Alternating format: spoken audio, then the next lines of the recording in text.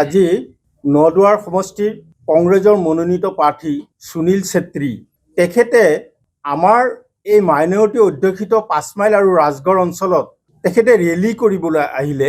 আহি পেলাই আমাৰ এই মাইনৰিটি অঞ্চলত ৰাইজৰ মাজত সোমাব নোৱাৰি, কাৰণ ৰাইজৰ ওপৰত তেখেতৰ আস্থা আৰু বিশ্বাস নায়েই। ৰাইজে প্ৰত্যাখ্যান কৰিছে কংগ্ৰেছক।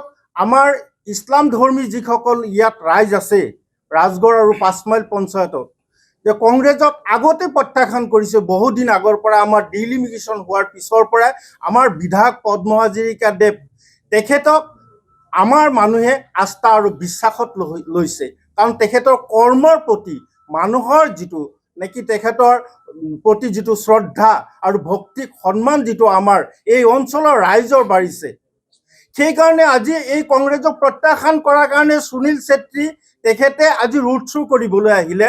ৰোড শ্ব' কৰাৰ পিছত ৰাইজে তেখেতক যেতিয়া প্ৰত্যাখ্যান কৰিলে, তেখেতৰ মানে মূৰত কিবা এটা পাগলামী ভণ্ডামী ভাৱ লৈ পেলাই তেখেতে আমাৰ নদুৱাৰ সমষ্টি নহয় যিখন জেগাত যিটো নেকি নাটক কৰিলে, চিনেমাত যে আমি দেখা পাইছিলোঁ যে ধৰ্ষণ বোলা এটা চিনেমা ওলাইছিলে, য'ত নেকি সুনীল ছেত্ৰী আৰু এতিয়াৰ হ'ল সুনীল ছেত্ৰী আৰু এজন হ'ল ৰূপা কলিতা আৰু তাত আছিলে শিল্পা ছেত্ৰী।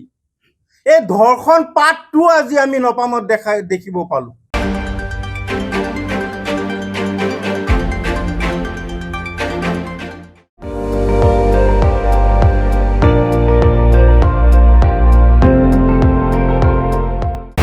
আপুনি চাই আছে ND24, সৰ্বশ্ৰেষ্ঠ নহয় সৰ্বোত্তমৰ দৌৰ।